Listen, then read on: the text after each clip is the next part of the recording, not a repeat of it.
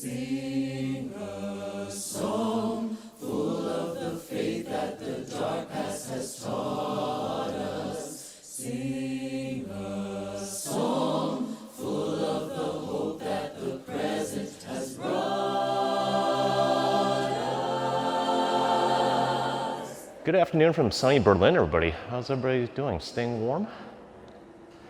My name is Mike, and as you can see, I've been invited to speak today on the model minority myth and the Asian identity, and how that also ties into the Black Lives Matter work that we're doing. First, I do want to thank Pastor Mari, Denise, and Tom for paving the way and doing the hard work for setting up this series, and also to all of you for being part of this. And I hope that you'll be able to take away something that's edifying and also inspiring. Where should I start? I guess I should start with how I'm feeling right now. This scares the crap out of me. Like, I usually don't have a problem with sharing my mind with people and sharing in groups and with peers, but maybe this is an indicator of how important this stuff is. The conflict and anxiety I feel, it might be an indicator of the importance of telling these stories. And maybe it's the fact that we all need to be telling our individual stories and bringing them to the table. Because if we don't tell these stories, we'll never be reconciled to one another, and that should be the point of our work. Like I said, my name is Mike, and as you can probably tell, I am an American of Chinese descent, which makes me Asian American. And with that, I can be pretty sure that a lot of people do make their own associations and maybe assumptions about who I am, what I bring to the table, and where I come from. For example, I've heard, you must play violin or piano. Oh, you must be really good at math. Oh, you must be from San Francisco or New York. Oh, you must be working in the tech industry. Well, let me give an intro on who I really am. So, I was born and raised in Seattle, Washington, which is a diverse city, and a large city at that, but it's not one of the other cities that I just mentioned. I got my degrees in psychology. I have a background working in mental health, and I've been here in Berlin for the last 2.5 years as a freelance copy editor and proofreader. So, I probably exploded all of your stereotypes for what someone of Asian descent could be.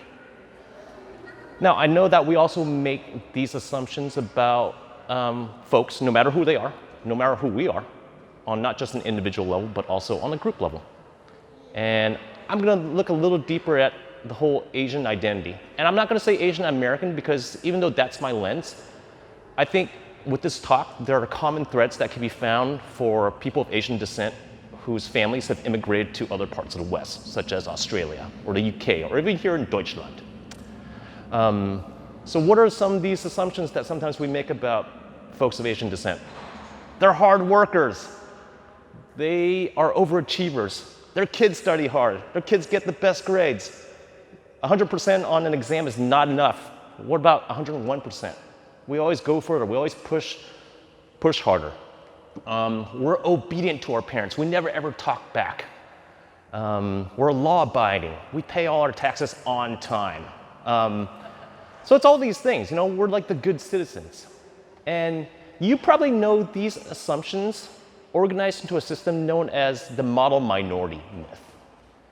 And the model minority myth, as you can see from the things I've mentioned, is built on positive stereotypes. Now, some people might be thinking, what's wrong with the positive stereotype? It's positive, it's a good thing. Well, positive stereotypes are built on some level of truth, like all stereotypes. And this is not to take away from the fact that my family or any other person of Asian descent, or really any other person of immigrant or migrant background, didn't work hard and didn't have to go through struggle, or doesn't deserve what they've achieved. That's not the point. Actually, I do want to focus on struggle, because I think that's what is one of the things that gets obscured with the model minority myth. Number one, it fails to consider the diversity of experiences that you find within the so-called Asian identity.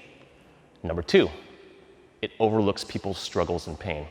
It overlooks the fact that people are dealing with things even though they have succeeded, or whether or not they've succeeded or not. Number three, probably the most important fact, which pertains to Black Lives Matter, is that it's been used to divide and conquer by the establishment, by the media, by the corporate world. And it's been used to foment division and resentment between different racial groups. I do want to focus on the enmity and the misunderstanding and the division that's occurred in history between people of Black and Asian descent. Okay, so first, that is a picture of Asian America. Just kind of a cross-section of some of the people who are represented in terms of membership. So, what can we say about being Asian? What it comes down to is that it's a social construct. Number one, it was created by governments in order to track people demographically. Number two, it was also used by people who identify under one of the many nationalities or cultures within the whole Asian umbrella to mobilize, to seek support, because in the early years and the early stages of widespread Asian immigration to the West, they're relatively less numerous in number compared to other groups. So when you only have so many people from your own nationality or culture, you've got to find solidarity. And so you do that by joining with people who have at least somewhat of a crossover experience as you do. The problem is that it's a double-edged sword. This umbrella identity, while it's allowed people to seek that solidarity and support, it fails to consider the diversity of experiences within this umbrella. And that you've got a huge swath of territory. You're going from Pakistan, India, all the way to the Philippines. And you're going from the North Korea, like the North in Korea, all the way down to Indonesia, Malaysia, down parts of Southeast Asia. It's a pretty wide swath of experiences, cultures, languages, narrative, struggles. And it fails to take into account that while the model minority myth has usually, actually, I should probably back that up. The model minority myth can actually be found in various cultures. I've actually read some interesting cases with, say, those of Palestinian Christian descent in Israel, or Lebanese and German ancestry Mexicans in Central America. Whenever you have a seemingly exceptional minority group within the majority population, there's always room for this model minority myth. So going back to the whole example of growing up in the States, the narrative tends to be focused more on people of East Asian descent, including Japanese, Chinese, and Korean Americans, or people in Canada or the UK. However, we're also missing the fact that there are other groups who don't share in the benefits a lot with the people that we tend to see as falling into the model minority myth. For example, people of Southeast Asian descent, Lao, Cambodian, Hmong. Lots of folks in these groups do experience greater difficulty statistically with economic success, educational success, poverty, crime. So it's not all shared evenly across the board. And one other thing to probably consider also with the model minority myth is looking at the composition of people who do immigrate to countries like the US and Canada and so on and so forth. We might need to consider that there's also a self-selecting part of the population, that those who do have the opportunity or do choose to migrate to whatever countries they go to are a small subset of people who maybe have more in terms of resources or education or even just motivation to go, or have the connections like through family or people from their communities back in the old country, which may distort their levels of success statistically from the rest of the populations that they came from. Second slide. The model minority myth overlooks the narratives of struggle that Asians have faced in history with migration. I'm highlighting this image right here. This was the Chinese riot, the anti-Chinese riot of 1886. It happened in my hometown, a city that is known for its diversity and being a prominent Pacific Rim port. But yet, over a century ago, the Chinese community was left in fear.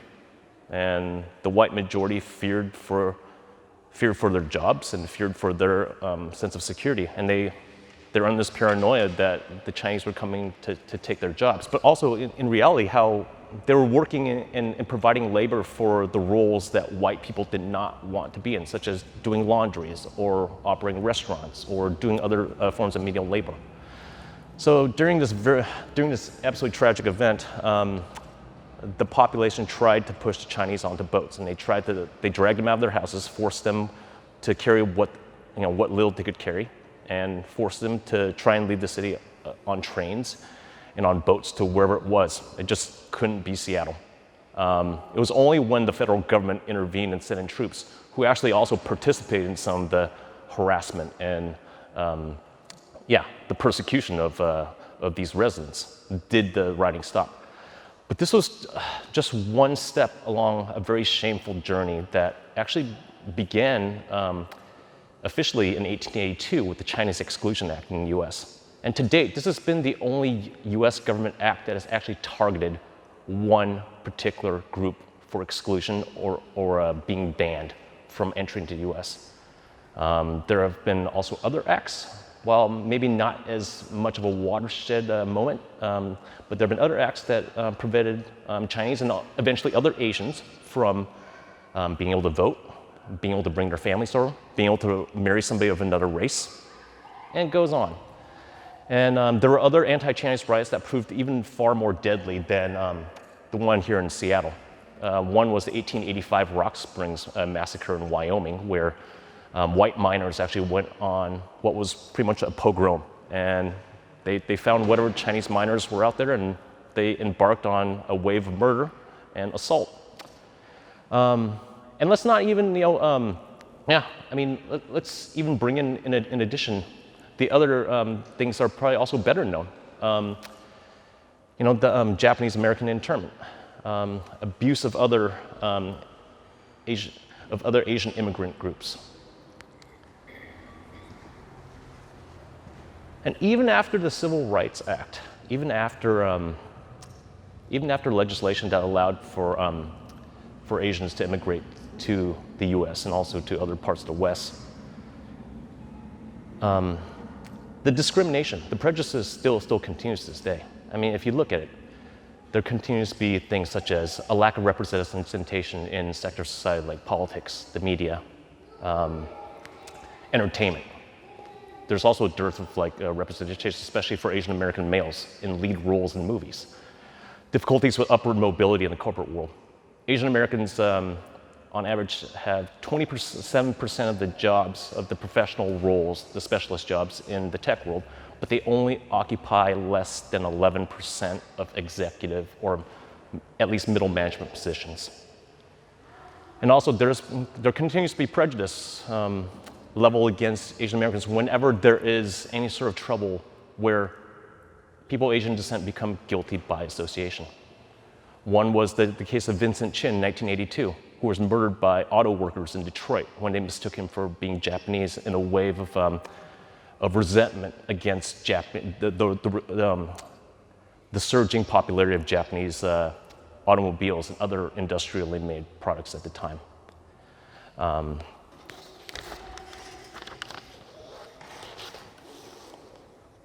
And also, with COVID and the pandemic, there's also been a rising wave of attacks against people of Asian descent.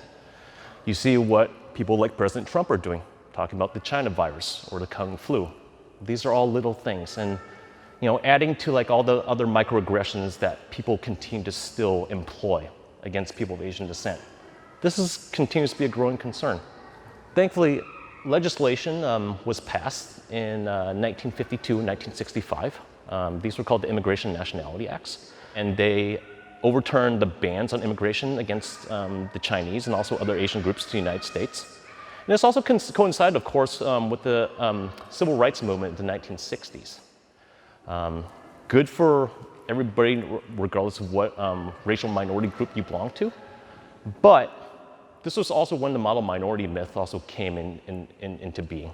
This was actually created by various media and corporate entities as a way of taking a lot of the responsibility away from white America to really follow through and really manifest the progress made in the civil rights movement as something that could benefit all people. And it was used by white America in a way to say, hey, look, we've got these Asian people. They work hard. They don't complain. Their kids do well in school. Why can't you be like them? And this is usually often to great negative effect against, in particular, Black and Latino populations. And of course, we know that it doesn't hold water because the narratives of racism for varying communities are different. And of course, it also obscures the fact that with what I just told you about some of these things that happened in the past with people of Asian descent, it obscures the fact that things only got better for people of Asian descent when white America decided to be nice to them. Blunt as that is, that's what it comes down to. But also, it also creates these two poles, one being aspirational whiteness and anti-Blackness.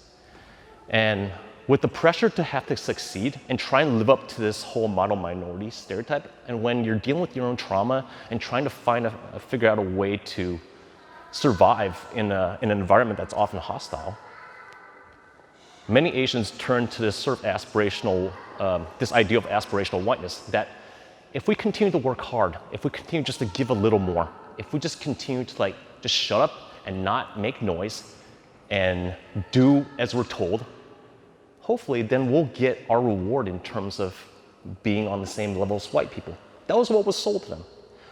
But unfortunately, that also created this whole atmosphere of anti-Black sentiment. This whole, well, we can't be like them. The white people, white people are telling us that we cannot be like this. We have to just fall in line. And I think that's really built up in a lot of resentment between the Black and Asian communities over years. And one example includes the LA riots, when you saw a lot of Asian business owners battling folks in the Black community who had their grievances and who were certainly protesting a considerable amount of injustice. And even then, the wounds have been they've been hard and long to heal in terms of healing from the mistrust that exists often between these communities. And I guess I want to bring it back to kind of my own story and growing up and kind of my own realization of all these things and what it brings me to today.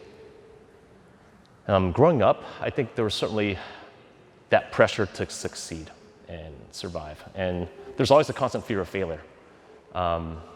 Knowing that, and being told by my folks that it's a white person's world. You can't be just average. You can't just lay back and just do what everybody else is doing. You have to be that much better. And for me, I took it upon myself to not only do well academically and to kind of put everything else aside, but also, I felt like it was my duty also to be as articulate, to speak English as well as possible, to speak it without any sort of accent or without any sort of grammatical hang-up. Even though I was born and raised in the States, I didn't want to be rendered irrelevant. I did not want to be rendered irrelevant in the sense of becoming just another one of those people with yellow faces. I didn't want to be judged guilty by association. And with that, there was also this accompanying fear I would often hear or feel within the Asian community, both with white people and Black people. This accompanying fear of, with white people, oh, you can't piss them off. No, you can't call them out if they do something that's inappropriate. You cannot bite the hand that feeds you. But then also another accompanying fear with the Black community, having the stereotypes that we have and just having these absolutely nefarious stereotypes of, having this, people being dangerous or people being with criminality. And it's still kind of, it's anxiety produced, talking about this stuff openly, but these are the things that have been kind of imbued in us. But what helped it was just being able to learn and just being able to learn about things like the civil rights movement and realizing, civil rights movement, Martin Luther King's, speech in Washington, D.C., and people, other civil rights individuals who, gave me this different picture that, people aren't just the stereotypes that we grew up with, and they are not the people that we fear. And, continuing to have encounters in my life in the later years, the education in the encounter does matter. As we know from our earlier talks, systems of race are designed to dehumanize, demoralize, disempower, and disfranchise. So what can we do? Here's a couple of small things that I suggest. Number one, generalizations are generalizations, and they exist for a reason. They help us to kind of categorize, and they help us to kind of make the cognitive processes in our lives more efficient.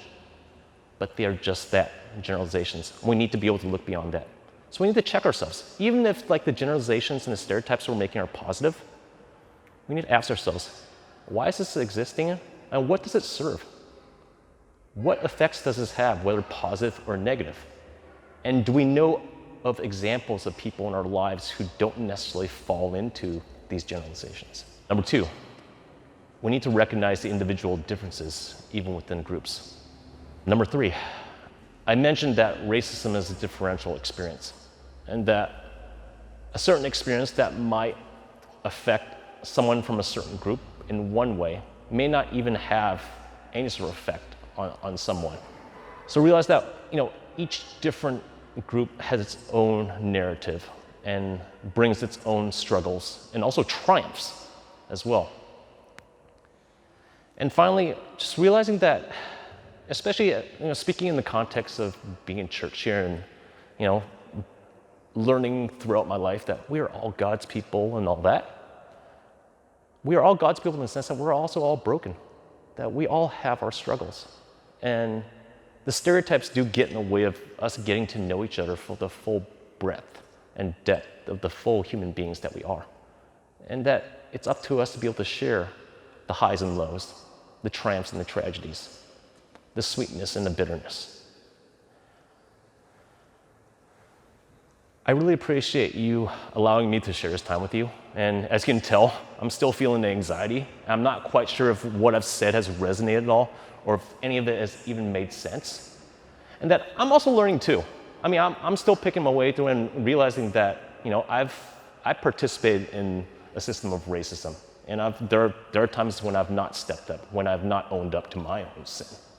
And that I need to look at that as well, but also merge that also with my own narrative of pain and of struggle, and realize that all comes together to create a whole that hopefully I can bring to the table and as I walk alongside you guys in working for justice and for reconciliation. And I'm most happy later on to try and answer as best I can any kind of questions or any sort of points you want to bring up. So please fire away. But as we go into this to our final song, as we have done in the past, I really want to thank you guys for your time and for listening and for your grace.